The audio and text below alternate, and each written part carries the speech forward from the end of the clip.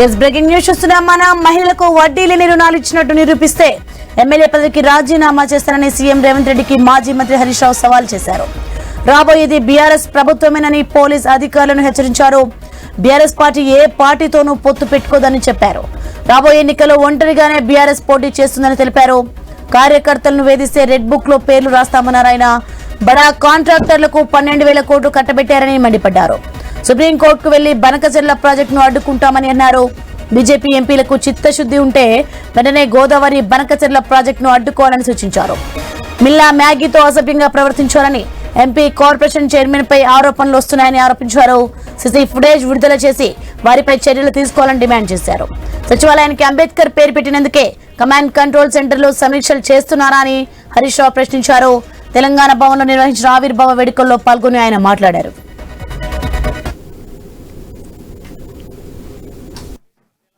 ఆనాడు కేసీఆర్ అభివృద్ధిలో ఈ రాష్ట్రాన్ని అగ్రగామిగా నిలిపితే ఈనాడు రేవంత్ రెడ్డి అబద్ధాలలో అగ్రగామిగా ఈ రాష్ట్రాన్ని నిలుపుతా ఉన్నాడు.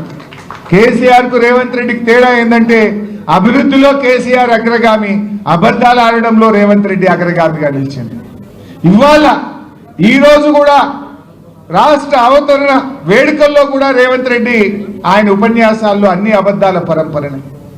ఇవాళ ఆయన మాట్లాడుతూ అంటాడట, మహిళలకు 21,000 కోట్ల రూపాయల వడ్డీ లేని రుణం ఇచ్చినట్ట. ఇచ్చినావా రేవంత్ రెడ్డి? నేను సవాల్ విసురుతున్నా, నువ్వు 21,000 కోట్ల వడ్డీ లేని రుణం ఇచ్చినట్టు జీవో చూపించు, ఆధారం చూపించు, నేను రాజీనామా చేయడానికి సిద్ధంగా ఉన్నా. నువ్వు ఇచ్చింది 21,000 కోట్లు వడ్డీతో కూడిన రుణాలు ఇచ్చినావు తప్ప అక్క చెల్లెలకు వడ్డీ లేని రుణాలు ఇయ్యలేదు. ఆ అక్క చెల్లెలను మోసం చేసినావు నువ్వు.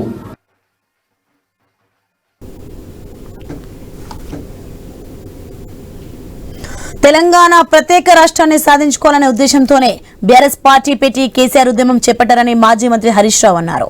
కేసీఆర్ అనేవారే లేకపోయింటే, బీఆర్ఎస్ పార్టీ పెట్టకపోయింటే ఇవాళ రాష్ట్ర ఆవిర్భావ వేడుకలు జరిగేవి కాదన్నారు. తెలంగాణ రాకముందు ఆకలి చావులు చూశామని చెప్పారు.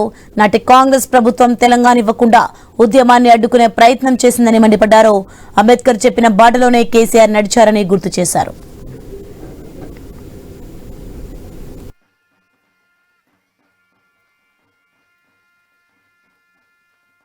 కేసీఆర్ గారు 1 సంవత్సరం ఆలోచించింది. ఉద్యమం ప్రారంభిస్తే ఈ తాప మళ్ళా జెండా దించొద్దు, తెలంగాణ వచ్చేది ఉంటేనే మన ఉద్యమాన్ని ప్రారంభిద్దామని కొన్ని వేల గంటల మేధోమదనం చేసి చాలా ఒక నెలల తరబడి ఆలోచించి 2001లో బీఆర్ఎస్ పార్టీని పెట్టింది. ఆ రోజు ఒక తెలంగాణ ఉద్యమానికి ఒక అపకీర్తి ఉండేది. ఎవరికి పదవి రాకపోతే వాడు జై తెలంగాణ అంటాడు అనే ఒక అపకీర్తి ఉండేది. ఆ రోజు కేసీఆర్ గారు ఆలోచించి తన పదవులను, డిప్యూటీ స్పీకర్ పదవిని, ఎమ్మెల్యే పదవిని, తెలుగుదేశం పార్టీ రాష్ట్ర కార్యదర్శి పదవులను గడ్డిపోచల్లాగా పదవులు వదిలి ఉద్యమాన్ని ప్రారంభించిండు. ప్రజల్లో నమ్మకాన్ని కలిగించిండు. ప్రజలను ఒక్కతాటి మీదకి తెచ్చే ప్రయత్నం చేసిండు. ఇవాళ తెలంగాణ వచ్చిందంటే ప్రజలను సమీకరించడం, దేశంలోని పార్టీలను ఒప్పించడం, ఈ రెండూ కేసీఆర్ గారు చేసిండు. అంబేద్కర్ గారు సూచించిన మార్గం బోధించు, సమీకరించు, పోరాడు. అంబేద్కర్ చెప్పిన బాటలో నడిచిండు కేసీఆర్. గాంధీజీ గారు చూపిన అహింసాయుత మార్గంలో ఉద్యమాన్ని నడిపిండు కేసీఆర్. తెలంగాణ రాష్ట్రాన్ని సాధించిండు కేసీఆర్.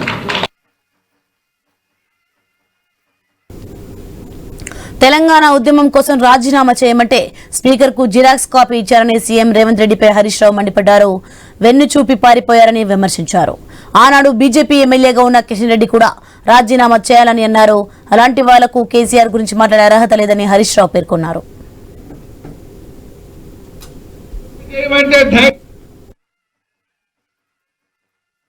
ఆ రోజు జేఏసీ ఏర్పాటు చేసి తెలంగాణలో అందరూ రాజీనామా చేయాలంటే ఇదే రేవంత్ రెడ్డి ఆ రోజు తెలుగుదేశం పార్టీలో ఉండి జిరాక్స్ కాగితం ఇచ్చిండు తప్ప స్పీకర్ కు ఒరిజినల్ కాగితం ఇయ్యలేదు. రాజీనామా చేయమంటే ధైర్యం లేదు. రాజీనామా చేయకుండా వెన్ను చూపి పారిపోయిన నాయకుడు, ఒక్కనాడు జై తెలంగాణ అనే వ్యక్తి, అమరులకు ఒక్కనాడు శ్రద్ధాంజలి ఘటించని వ్యక్తి, ఇంకా ఆయన ఉద్యమకారుల మీద తుపాకీ పట్టుకొని బయలుదేరిన రైఫిల్ రెడ్డి రేవంత్ రెడ్డి. ఇంకొక నాయకుడున్నాడు, ఈ రాష్ట్ర బీజేపీ అధ్యక్షుడు, ఆనాడు బీజేపీకి ఇద్దరే ఎమ్మెల్యేలు, ఎండల లక్ష్మీనారాయణ గారు, కిషన్ రెడ్డి గారు. తెలంగాణ కోసం రాజీనామా చేయాలంటే కేసీఆర్ గారు మేమందరం రాజీనామా చేసినాం. బీజేపీకి వెళ్ళి రాజీనామా చేయమంటే పాపం ఎండల లక్ష్మీనారాయణ గారు రాజీనామా చేసిండు. ఇదే కిషన్ రెడ్డి గారు ఆనాడు రాజీనామా చేయకుండా వెన్ను చూపి పారిపోయిన వ్యక్తి. అంటే బీజేపీ అధ్యక్షుడు ఆనాడు తెలంగాణ కోసం త్యాగం చేయలే, రాజీనామా చేయలే.